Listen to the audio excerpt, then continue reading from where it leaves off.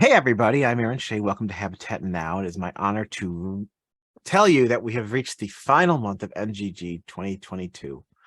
It is an incredible experience to get through all 12 artists who are really pushing the medium in their own idiom and style. And today, joining us, I have one of the winners, one of the four winners from the first season, Morgan Peterson, here today to talk about her current exhibition. She'll say hi in a second. It's an honor to have you, Morgan. I'm looking forward to this, and we'll talk more about your presentation if I get through. A little housekeeping, preparing people for what's coming in the upcoming days of the events we have planned here at Habitat. So title screen, our Glass Coast weekend is planned. We have invitations out to the artists. There's going to be four shows and a partnership with a charity, all happening in Sarasota, February 23rd through the 26th. Ferdinand Hampson, the founder of the gallery, has curated two shows. There's a show called Pioneers and Legends, talking about the people who were the early starters of glass, getting the whole thing started, like Erwin Eich, Marvin Lepofsky, Harvey Littleton, and a total of a Sigler 10 in total. Then there's a bunch of artists invited for the Legends, which are people who are pushing the medium and have been for a long time, and it's going to be an incredible exhibition. The third one I'm curating is called Gravity Bound Art. And we'll talk more about it, but it's artwork that's pushing into the future, kind of like the NGG show, but a little bit of mixture of those we want to incorporate in the exhibition. The Glass Art Fair is online still. Make sure you have a chance to see that. We just added some more works this week, and I'm going to be doing a talk on Friday's AACG meetup. I'm one of the four galleries presenting on Friday, so look for me then. I promise I'll be as exciting as I can be for SOFA. The glass tour is happening. I keep telling you the spots are filling up, and they keep telling me the spots are filling up. I keep talking to new people. We had an auction yesterday, and I was telling all these new people about it. So make sure you're signed up should you want to go on that tour. The international is planned for June of next year, right next to GAS, right next to the Michigan Glass Project. You're going to be here in June. I know it, so I can get over that saying that. Exhibitions that are on display at the gallery. Michael Barron's Adrift just opened up. Deanna Clayton, Stephanie Trenchard's solo exhibitions. And then we have the retrospective we talked about last week of Tomas Havichka. And we are throwing a holiday show this Friday at the gallery. Debbie has gotten some local artists and some people to make ornaments, just something fun for a chance to get together. And so make sure to stop by the gallery this Friday. Expect information hitting your email on Monday. All these Zooms are posted online. We also have these links posted on habitat.com under virtual exhibition. So for some reason you don't get an email from me and you're like, hey, is there a talk? Just go to our website, go to virtual exhibition, and it's right there every week. And then we had the Masterworks auctions that happened yesterday. It is over. It went really well. There are works available left from unsold lots on habitatglass.com. So all that aside, we are now into NGG. This is an exciting event. It is a NGG, as many of you know and should know by now, that it is called Not Grandma's Glass, which is focused on artworks that are not in Grandma's art collection yet. Though, as I mentioned many times, I have been corrected that a lot of the artists are in the collection. So 2023 is going to be starting in January, I think January 7th. And the first artist is Kimberly Thomas, who was actually in our event for our last international. So expect this to continue. We'll announce the winners before the end of the year of who won from the previous year, and this exhibition will continue. And I'm trying to get a physical exhibition here during GAS. I'm working on that with the locals here and with the GAS conference. So hopefully, fingers crossed, something can happen. So without further ado, Morgan, it is an honor to have you. Congratulations on your win the first year. It was an incredible experience learning about you and your work. We had you give a talk here during our international, and it was an incredible experience for those who are here. And this talk kind of ties into that work a bit, I believe, right? So come and say hello, please, please. Hi, my name's Morgan Peterson, and thank you for having me, especially like with this new body of work. I tend to stray away from traditional glass work. Even though I implement traditional techniques in my work, it's not really what it's about. I'm very interested in true crime, pop culture, politics, all of that of the sort. I've had those interests since a small child. So, you know, one of the first true crime stories that I read about was the Tate LaBianca murders that were done by the Manson family. And it was originally supposed to be what their intent was to start a race war and frame the Black Panthers. And growing up, I didn't, learn much about the Black Panthers, there was an image that I loved, you know, is Huey P. Newton sitting in that Emmanuel Peacock chair with the rifle and the zebra pelt.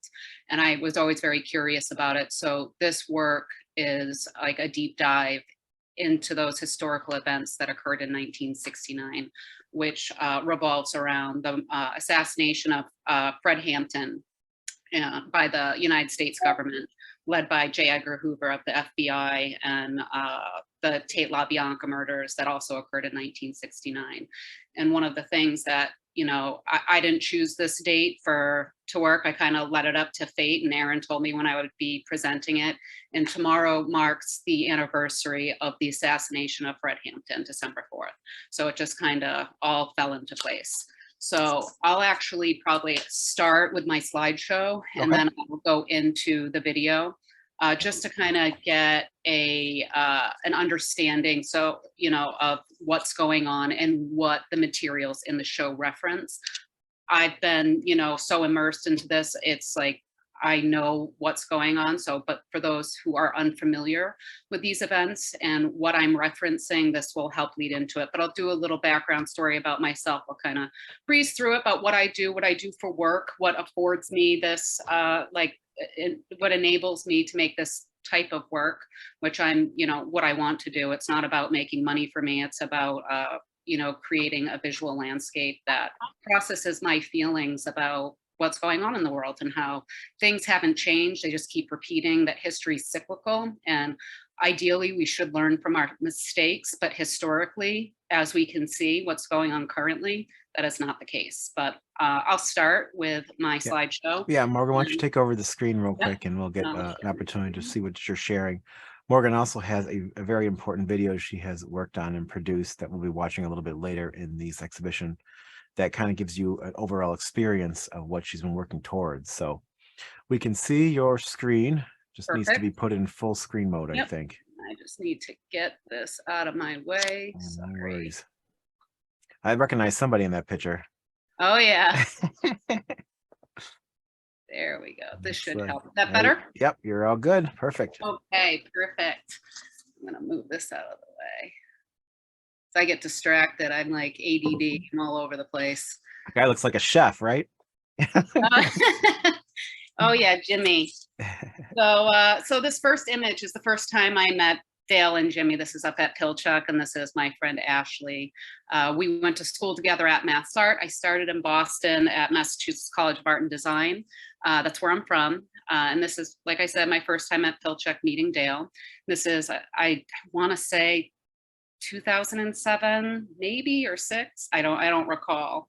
But this is, you know, I was working in the factories and, you know, blowing glass. I left Boston kind of suddenly and, you know, started my life in Seattle when I was I think I was 22 years old. Just kind of up and left, kind of escaped the trouble that I was getting myself into to have a fresh start. And while there, like I said, I was working in the factories, and it, you know, gets kind of mundane, and I was losing sight of what I had moved out there for. I was just kind of doing the regular 7 to 3 job, and, you know, pretty bored with what I was doing, but very grateful for the opportunity to blow glass every day. But, you know, when you work in a production job, it's not, you know, your brain isn't being challenged. So it's very monotonous, and was getting back into old habits, getting into trouble, doing things I shouldn't be doing. So this was more of like a jump start to move into the career of making artwork. And it was very inspiring to meet Dale and see his slide talk. It's kind of what prompted me. And then I applied to be the free guy at BMI, which was Ben Moore's studio, Ben Moore and Deb Moore. You know, he tragically passed it a year ago. So, but it was such an important part of my development as an artist. And I got to work with Preston and Richie and all these wonderful people that worked at BMI, this historical glass shop in Seattle. And then through that, I started going to Pilchuck more often, working with different artists in the AIR program, which is Dale Chihuly's Pilchuck Glass School. It's his brainchild.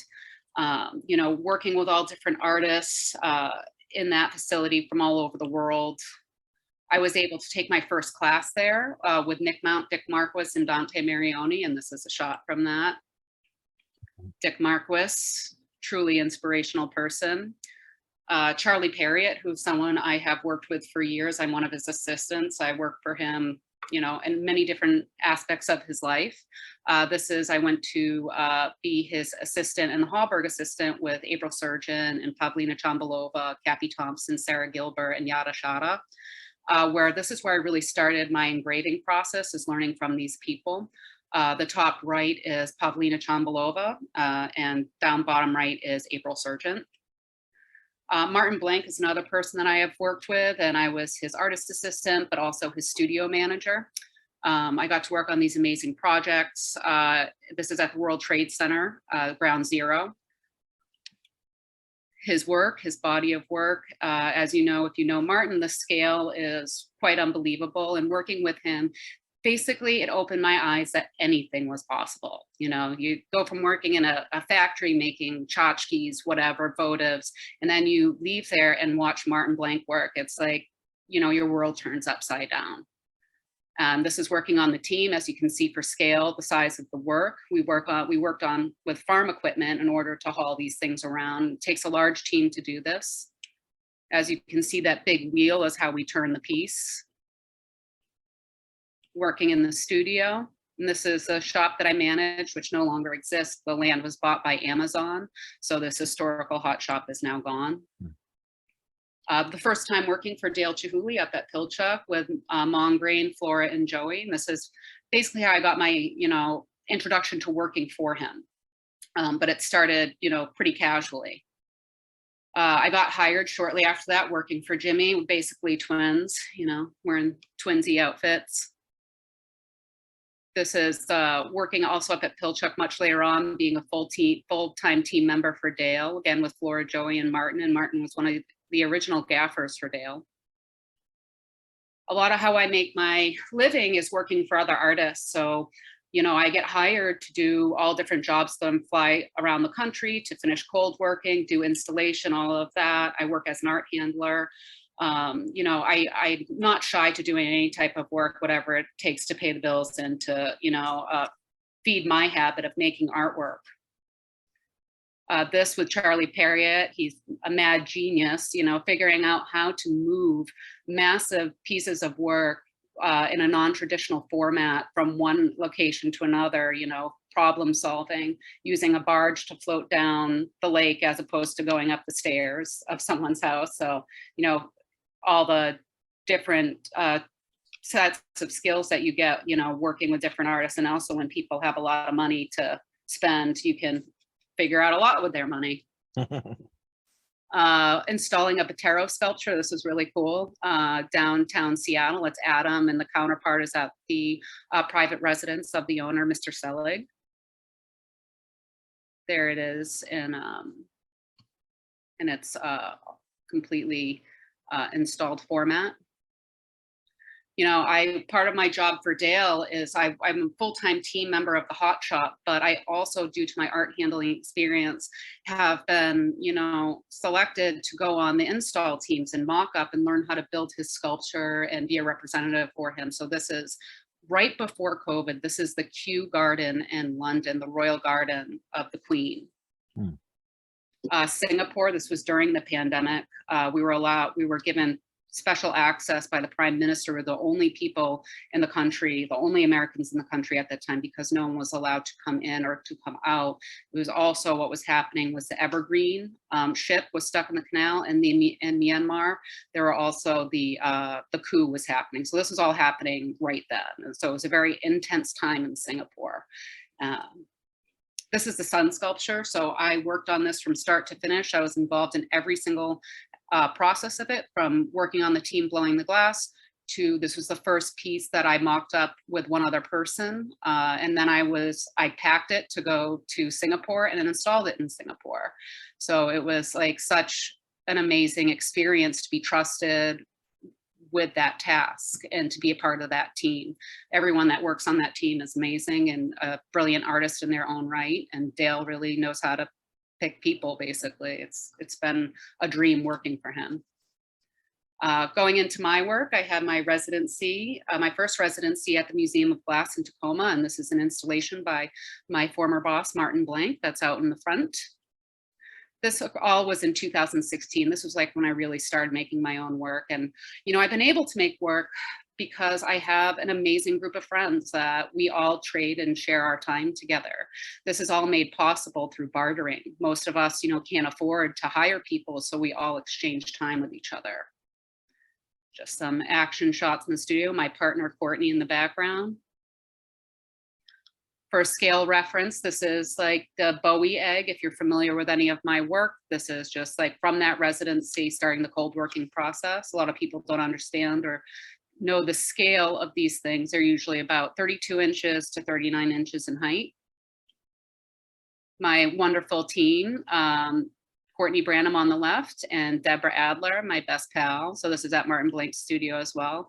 And a lot of people, like, what you need to understand is the way I've been able to create work is through the generosity of the people I've worked for, like allowing me to use their studios and their spaces, and like constant encouragement to keep pushing forward. I had the opportunity to work in Murano, where my friends came and helped me during the gas conference, which was such a surreal experience. Alex Cannon, who is a collaborator of mine on the far right, Courtney Branham next to me, and then Chiara, who actually, owns her own hot shop in Murano, female run and working hot shop, which is unbelievable because traditionally that was not acceptable. Again, working in the hot shop, making a razor blade. So working in this traditional chandelier factory where Pino Signoretto his brother worked, or currently still works. And I came in and made a crusty, rusty razor blade and some coke line. So I really like to shake things up sometimes. This is the other team that I'm so privileged to work with. They're all the dads, so we all have dad shoes on, but I'm their dad, so, got to keep it real. Love these guys. They're amazing. That's Manolo, far right. Next to me, Jason Christian. Behind us is Dan Friday. It's not the whole team, but I love these guys. They're my brothers. Now getting into my studio, some studio shots just to kind of see the chaos that I work in all the time. It's just like nonsense everywhere. My mind is going a million miles a second always. It's, ADHD at a very, a lot of it all at once. It's kind of like, I don't know if you're familiar with mashups in music. I feel like that's how my brain works with art. I try to incorporate things from the past with what's going on currently. So just mixing things together to create something new. Some portrait studies. Like I said, I really love portraiture. So just different, this is Old Dirty Bastard from the Wu-Tang Clan. And the Wu-Tang Clan is a huge inspiration of mine. It's just some portrait studies that I do. So this is what I do to prepare like master copies or live models in order to prepare myself to get into engraving them. More inspirational photos, what I find interesting, the things that I like to look at. It's more like darker imagery, but it's so seductive to me. And that's like what I would like to emulate in glass for myself. Veils, I love veils. Laura Palmer, Twin Peaks.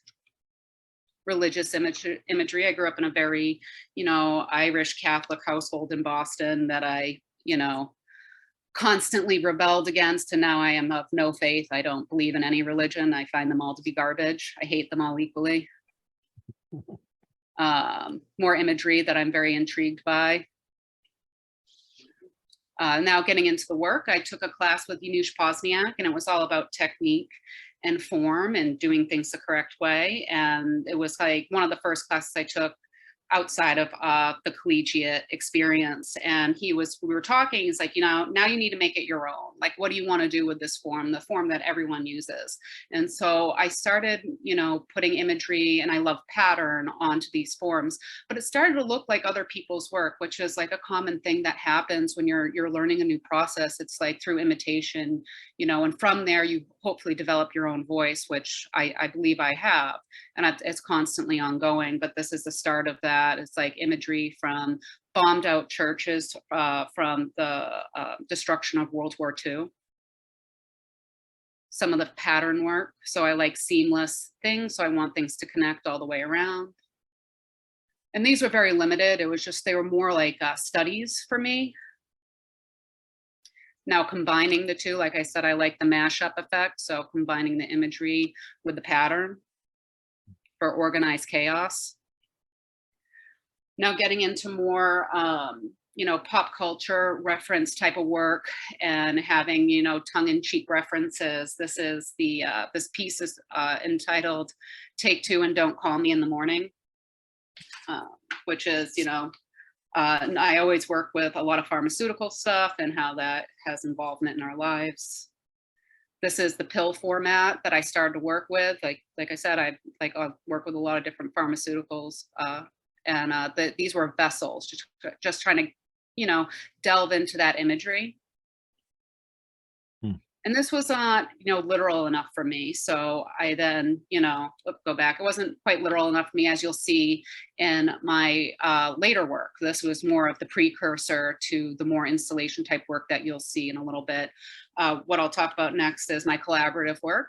So you can see with Alex Cannon, who's also a wonderful person living in Seattle. So she does all the Marini and cane, and we would make the forms together, and then I would carve them. You can see, and this was a collaboration with my friend Ashley, who's a prolific graffiti artist and also a tattoo artist, but she was in the first image with me. We became friends at Mass Art in the sim and glass department, but now we also collaborate together now as well. Now going into my work, where it really kind of started, like involving history with current day, you know, events. So this whole series is called Modern Day Fabergé, and it's reference to the Romanovs and what their ultimate demise was, being basically killed by the people. It's like the last, the Tsar and Tsarina. So all the people depicted on these eggs had a tragic demise. So it's iconography and ideology. So this is the Notorious B.I.G.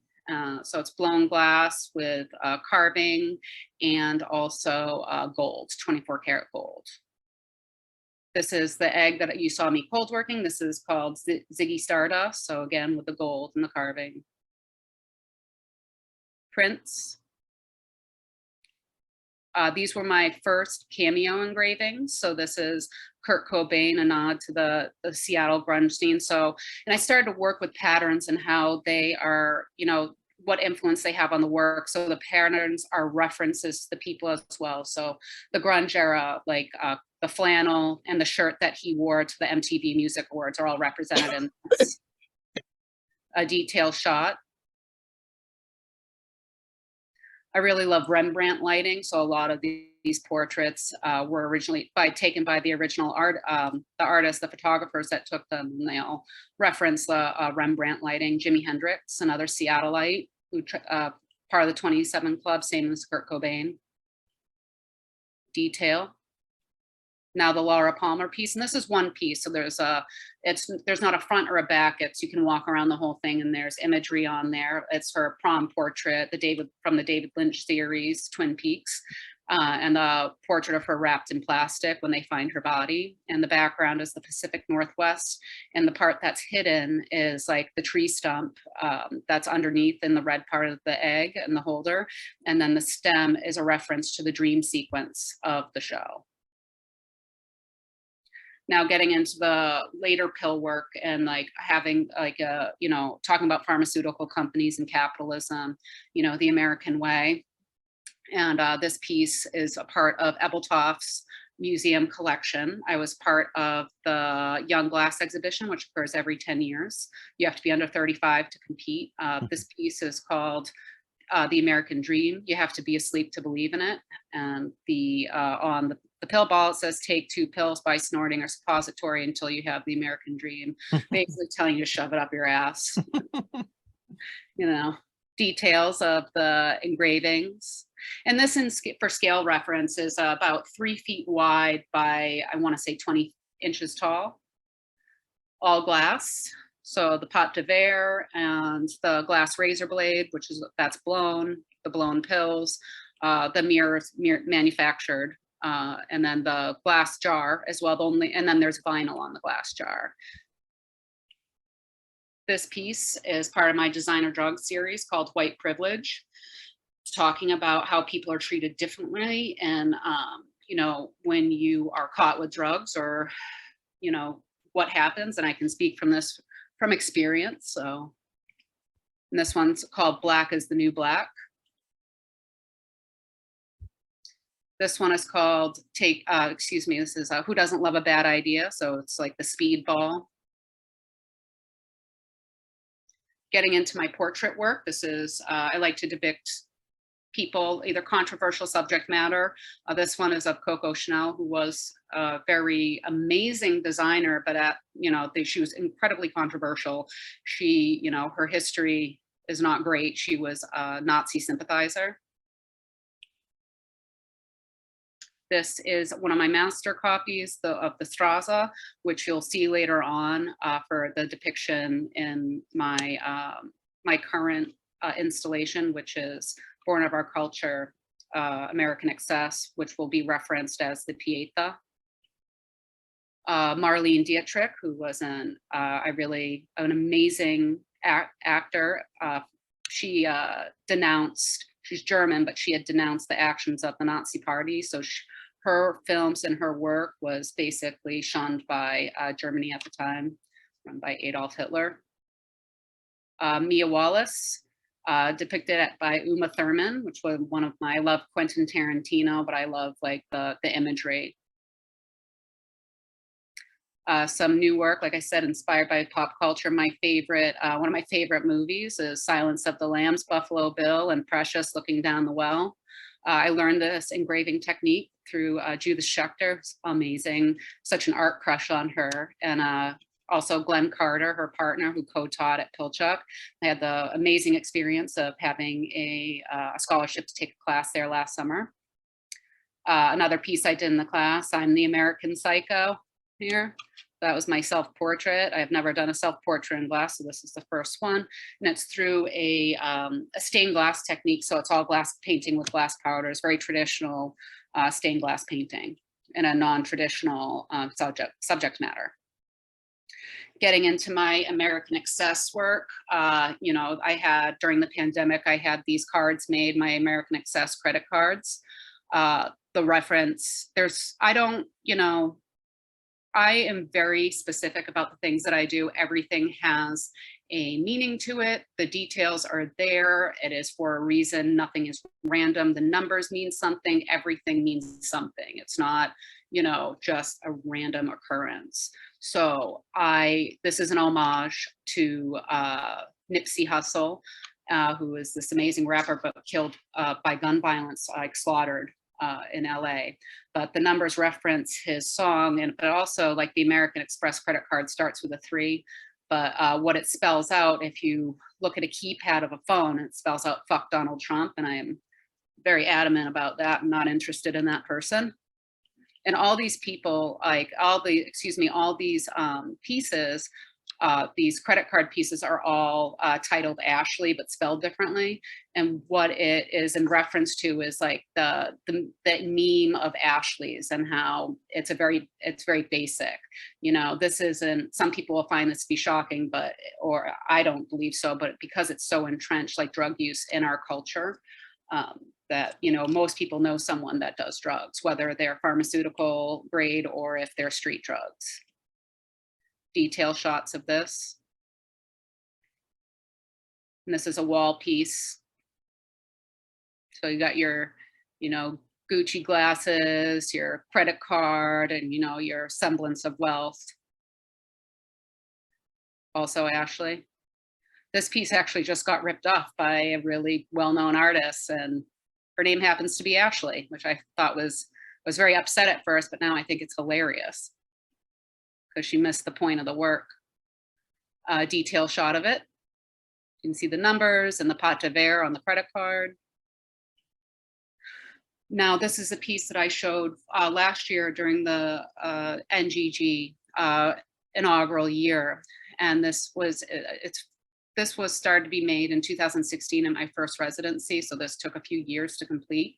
It's called, Once Upon a Crime, The American Epidemic, and it's a reference to the Wu-Tang Clan, so that's an album cover, and Martin Scarelli. So Martin Scarelli bought the Wu-Tang Clan's album, Once Upon a Time in Shaolin. There was one copy made. It was auctioned off at Paddle 8 for $2 million.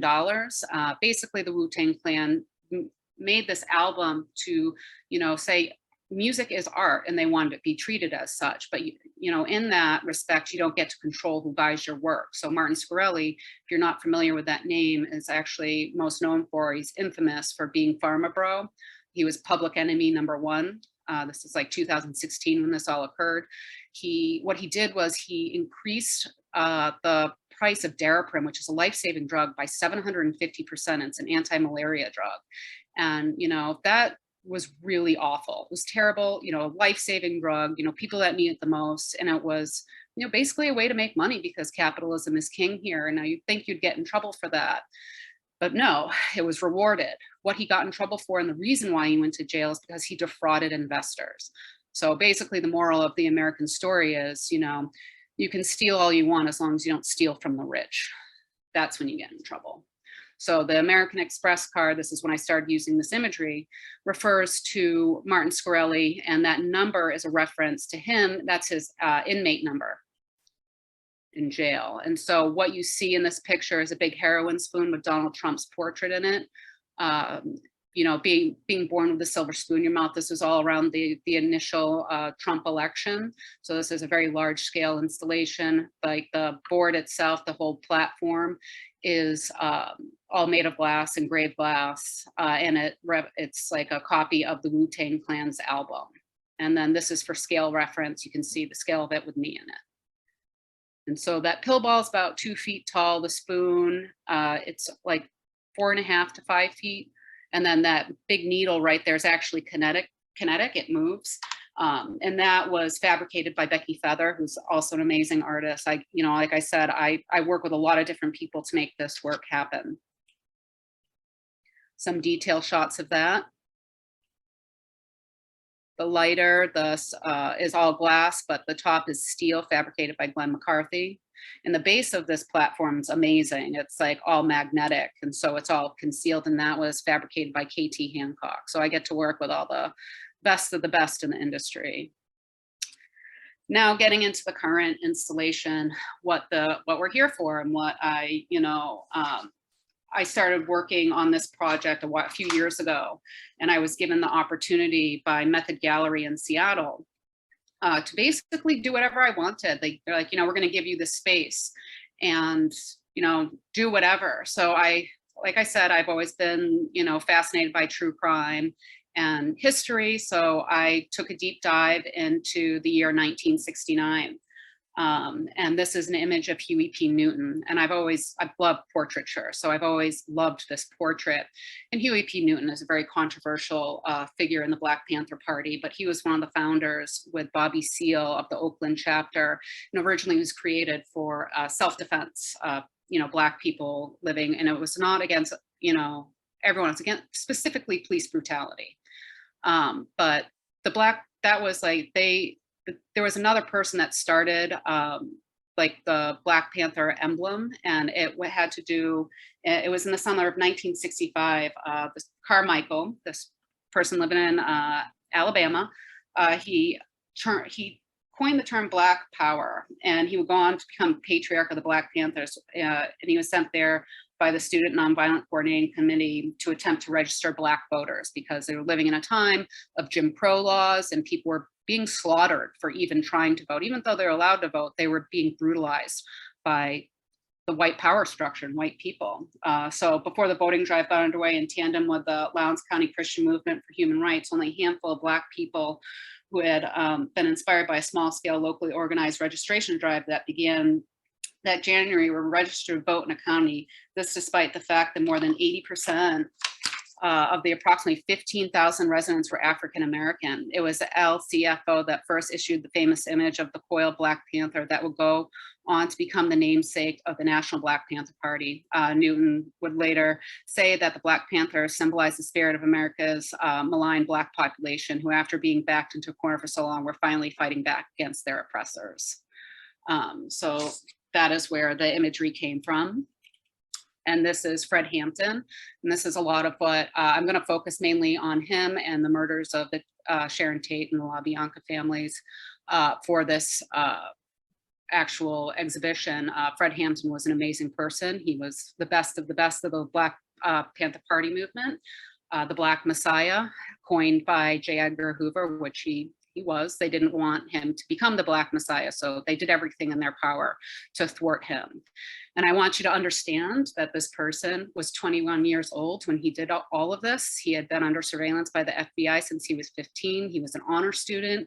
He never did drugs. He never drank. He was this amazing person that brought people together. He was the best and the brightest, and his life was cut tragically short by our government. So 21 years old, he was doing this work.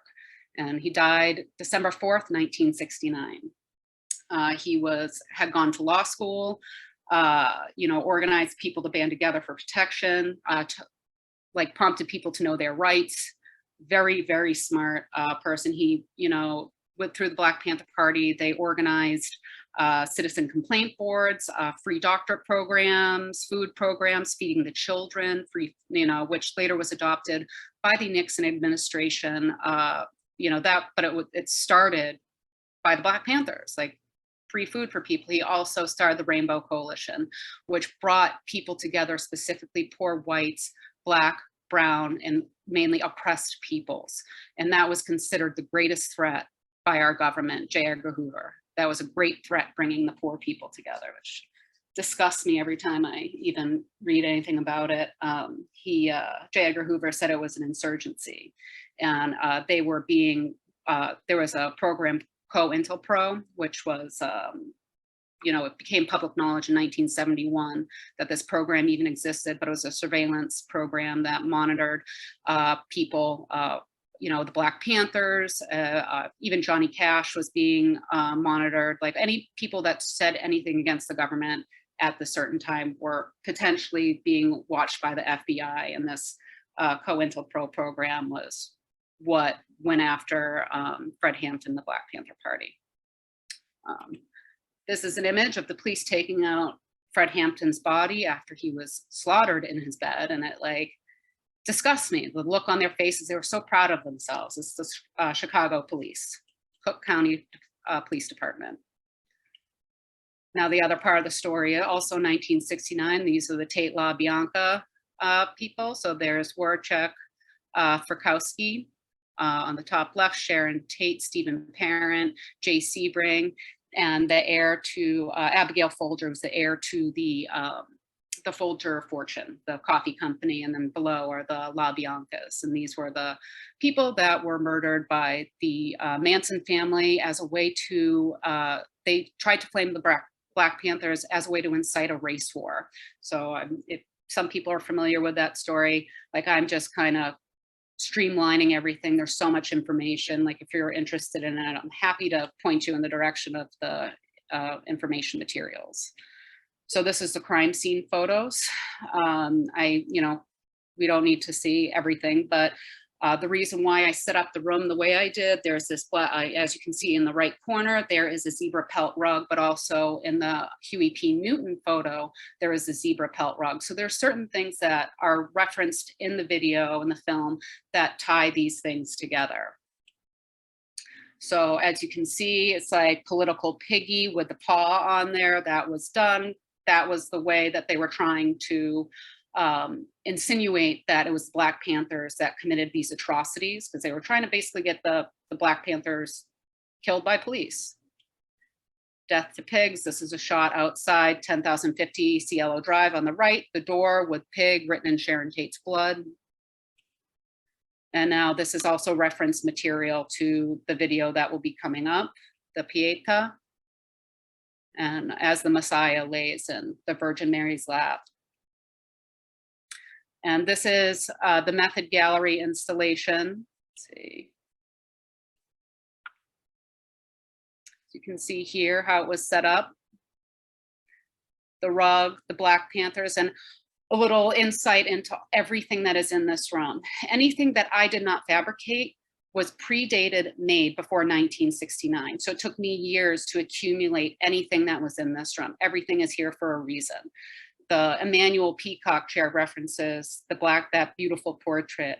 The draped American flag is the death of the Black Messiah. That flag has 48 stars on it. Everything, like I said, predates 1969.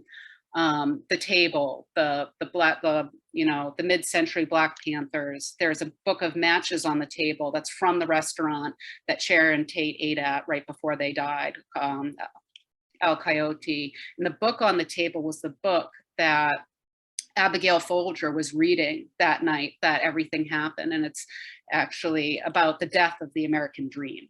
And even that specific copy was released January 1969. That was a publication of that specific copy. So I really got down into the nitty-gritty details of what's going on. And this image is, so the lights, when they flicker on and off, a crime scene appears. Like if they were gonna go to a crime scene and it had been cleaned up, the luminol that they would use, like will show where like the blood had been. So it's my way of referencing as no matter how much you whitewash something, the stain will always be there. You can not teach critical race theory, but it's not like people forget about it. I think it's important to have these discussions and conversations because we don't want to repeat these actions that are so insanely disgusting. A detail shot. More detail shots. The vanity. So this vanity was like a reference to Valley of the Dolls, the movie that Sharon Tate was in, one of her more famous movies. And even that material, it's all vintage material. So I reupholstered everything. Everything in there is, like I said, from that time period. Some warped mirrors. So it's like the distortion of vanity. Now this piece is also it references everything, but I'll talk a little bit about it. So this noose is made from 11,000 pearls.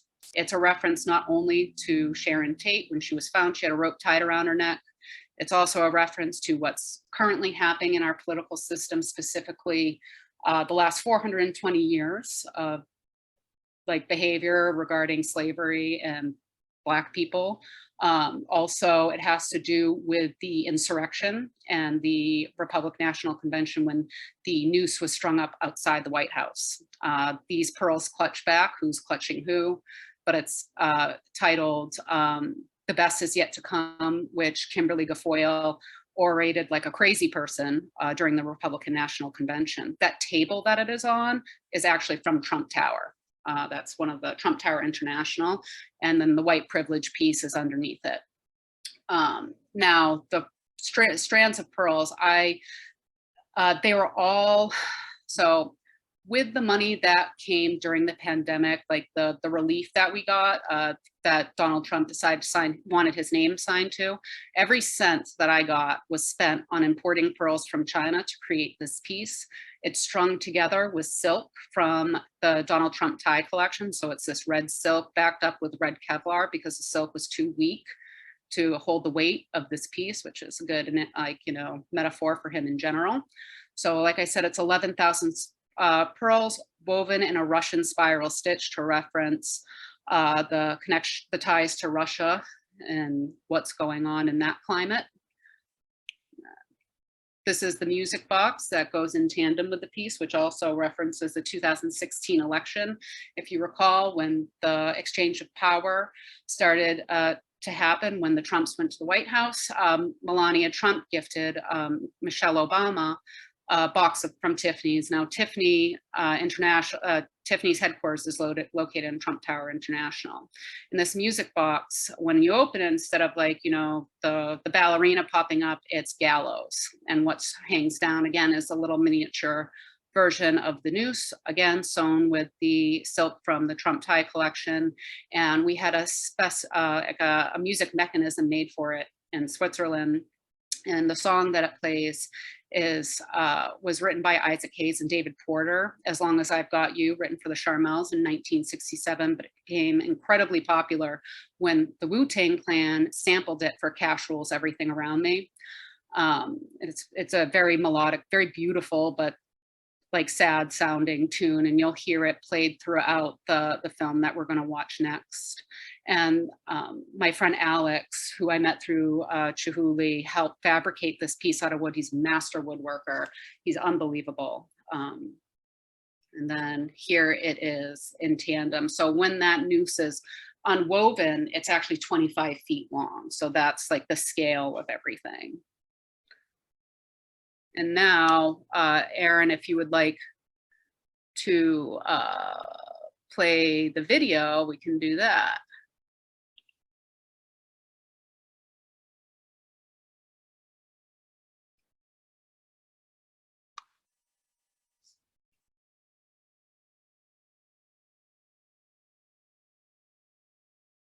Maybe I should unmute myself. Do you want us to give a little bit of background about what we'll be watching? Okay, so this is the video in reference to the year 1969, and the people that I'm referencing are Sharon Tate, the LaBiancas, J.C. Sebring, Czechowski, but also the connection to the 1969 slaying of Fred Hampton. And when this had occurred, so he was assassinated by the US government, and they were vilified by our government. They were framed to say that they shot the first, like the first shot that was fired was by the Black Panthers. It was not. There were 80 to 90 rounds fired by the Cook County Police Department. One shot was fired by the Black Panthers, but it was the person that was one of the other fatality that occurred that night of the Black Panther Party. He was sitting in a chair with a rifle, standing on guard that's what they had to do at the time. And when the police raided them at 4 o'clock in the morning, they burst in without warning and they shot him. And his shot only discharged after he was shot, but it was an involuntary, and it wasn't at the police, it was like in his lap. And then they, came in with the raid and came in and point blank range shot Fred Hampton in the head twice, while his pregnant fiance, who's 19 years old, Deborah Johnson, she was 8.5 months pregnant, and they brutally murdered him and were very pleased with themselves. There's, you'll hear her talking in the video too. And at that time, the news reels were dominated by this horrible, horrible tragedy that occurred in Hollywood, which was the Tate LaBianca murders.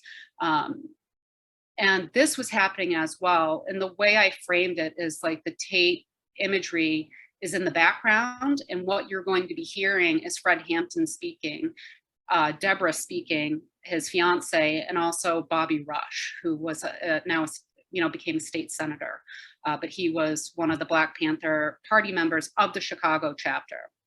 Again, all these very brilliant people, I wanted to highlight and pull that story forward because they were villainized by, our government and our media, and how media plays a role in how we decide.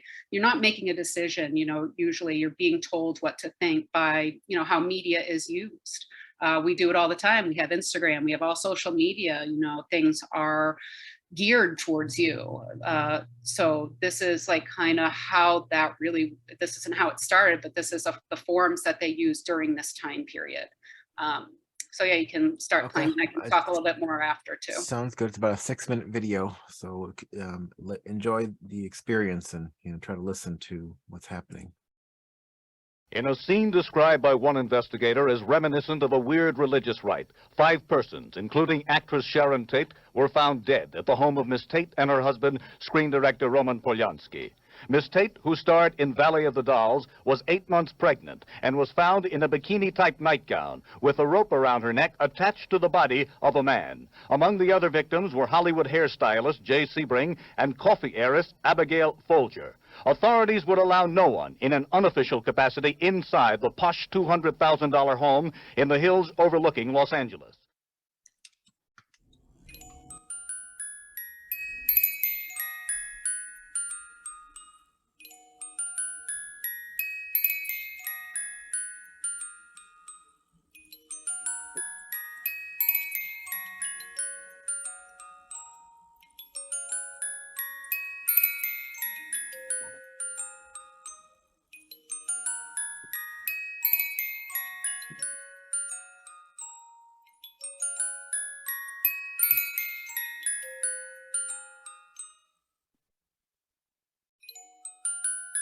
I think that to have violence, you've got to be able to cope with violence, you know what I mean?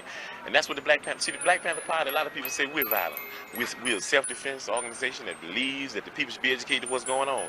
Yes, we do defend our offices and we do defend our homes. This is a constitutional right. Everybody has, there's nothing funny about that. The only reason they get mad at the Black Panther Party when they do it is for the simple reason that we're political. And they don't want to admit this. There are a lot of young organizations around, but we're a political organization. We're an organization that understands that politics is nothing but war without bloodshed, and war is nothing but politics with bloodshed. That it's just like you stretch something and it goes, you can stretch things, they'll go into being another thing. If you stretch politics so long, it'll be war. And that's where we're at. You see, going out in the streets and getting people shot and killed and maimed, that's insanity. It's chauvinistic and it's custoristic. And when we say custoristic, we mean it's a type of action on the part of a leadership that would lead people into the same thing that Custer led them in. We believe that all action around that the Weatherman faction is going to turn out to be the Little Bighorn. And we're not getting involved in any Little Bighorns in the city of Chicago. The Black Panther Party intends to support anything that is disciplined, anything that does not provoke violence on the part of the pig power structure, because this is what they want to do. They want to kill some people. And these leaders are nothing but leaders who have custoristic tendencies. They will lead people into slaughters, and we think that that's it's criminal to the people. It's a crime against the people. Fred, why doesn't the Black Panther Party support the tactics of the Weatherman SDS? We don't support those tactics because they acts of provocation, and they're acts that the pigs, the policemen in the city enjoy. They're doing just what the police want them to do. Our actions are just the opposite from that. We are educating the people to the wrongs that the pigs commit to the fascists around the country, and I think that's the proper way to do the thing. Right, we've had several discussions with the Weathermen, and we've tried to talk them out of a lot of their anarchistic demonstrations that they have planned here. We tell them that we don't believe in demonstration for the sake of demonstration. We believe in demonstration for the sake of education, and we still go on that basic theory. How violent do you think the Weathermen are looking to become? I don't think it's really a question of violence. I think it's a we call it muddleheadedness. You know what I mean? I think how muddlehead will they become is the question. How masochistic and anarchistic will they become? You know what I mean? How much will they enjoy seeing people slaughtered in the streets before they come around and get them a plan of well-disciplined, well-organized type of education demonstration where the people can be saved. We say all power to the people, and all power is manifested in the people. We don't have any people to just throw away and throw their lives away. We think that people that throw the people's lives away in these types of counter-revolutionary folly, those people are criminals and they should be judged as such. And these people that commit crimes against the people should try them and indict them and sentence them. County 1563.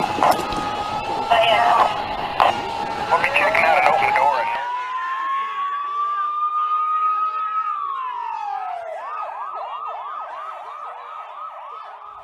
This is 2337 West Monroe, described by police as a depot for Black Panther Party arms and ammunition.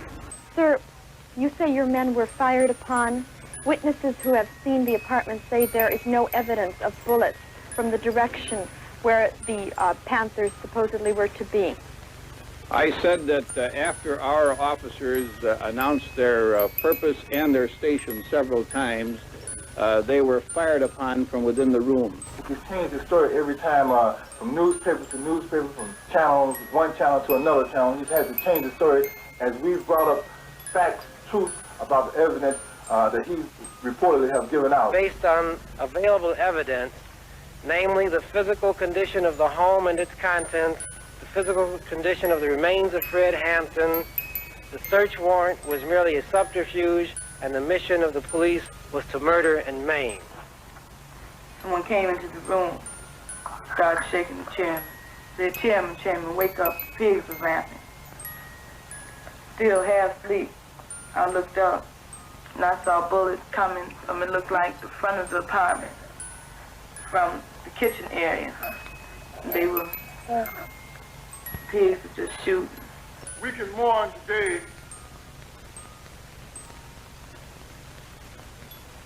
but if we understood Fred, if we are dedicated that his life wasn't given in vain, then there won't be no more mourning tomorrow. Then all our sorrow will be turned into action. He said, but you have to remember one thing, and that's be strong.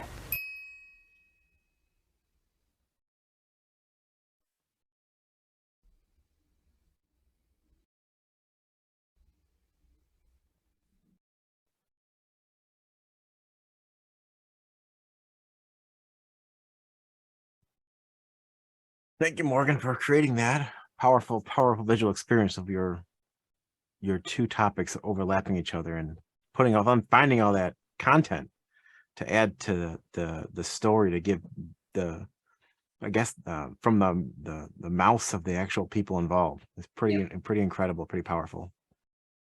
Yeah, it was, even going over all that old footage, it's just enraging to know that those things just keep happening. And if we don't talk about it, then it's never going to get better. It's upsetting. Mm-hmm. And it was William O'Neill. I don't know if you're familiar with that name. He had infiltrated. He was a spy for the FBI. Basically, he was forced into doing that. He had gotten in trouble, and they had him infiltrate the Black Panthers. And he had drugged Fred Hampton that night, drugged his Kool-Aid with barbiturates, and that's why he didn't wake up. And he was told to do so by the FBI officers that he was working with. And it's just it's so disgusting what has happened, and how, I don't see the difference between organized crime and our government. The only difference is we're paying our government. We have to pay our government, but there are good and bad people involved in both. Like the Black Panther Party was very controversial in some aspects. Different chapters did different things. Fred Hampton was truly a wonderful person, and he is the archetype, and he's amazing at what he did. And like I said, 21 years old, and he was doing that work.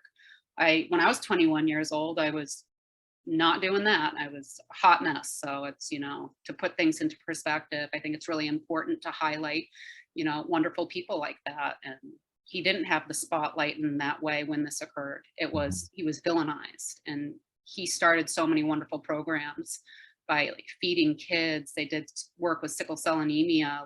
They, did a lot of great things. So I really wanted to highlight that, and, hear it directly from his mouth and his fiance's, and also Bobby Rush, who was speaking at the very end. And he was one of the only people to defeat Senator Obama in an election. He has decades long experience involved with government.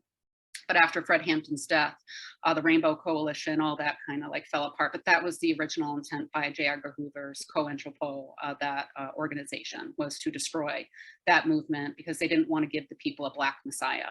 And, they did it anyway, because just like how Jesus, the Messiah, was killed by the Roman government, our government slaughtered. Making him a martyr, right? Yeah. Made him, it's so weird how history is so cyclical. That's true. Well, thank you, Morgan, for today's experience. It's definitely something we'll be thinking about for a while, and great to put a spotlight again on these people who have such an important part of history that isn't, like you mentioned, is somewhat not focused on because of like you mentioned, the big hand controlling what we see by the media. But I'm going to do some more research on my end. I already have the Black Panther up here trying to figure out some history for me to learn more about. But thank you again for joining us and being part of the NGG experience. And those who are watching this on YouTube later, please, share and like and subscribe and pass the word out of the NGG experience. This is something that is different from what normal galleries do, trying to bring spotlights to artists that are creating and working in different ways that are important for now or the future. Congratulations, Morgan, again, being a winner from the first year, and honored to have you again in the second year. Should anybody have any questions about this, feel free to reach out to me or Morgan. On the Not Grandma's Glass page is a link to her exhibition that she'll be adding works and images to. Right now, it's just a video that you guys have just seen that she had actually produced twice because she filmed it once and somehow the footage got destroyed and had to refilm the whole thing again. So thank you so much for getting that done, Morgan, because it's worth seeing and worth sharing. Have a great weekend, everybody, and we'll see you again next week, I think, and then NGG starts again in January of 2021 or 2023. Oh my God, time's going by. Thanks, Morgan. It was a great presentation. Thank you. Do some research if you don't know more about it. Look, I'm 80 years old. I so you know, most of you Chicago. guys I can see from your photos that you were probably very aware of all those footage clips and all of that. Thank you for taking the time out of your day to join us. I truly appreciate it. And thank you for listening. Pleasure.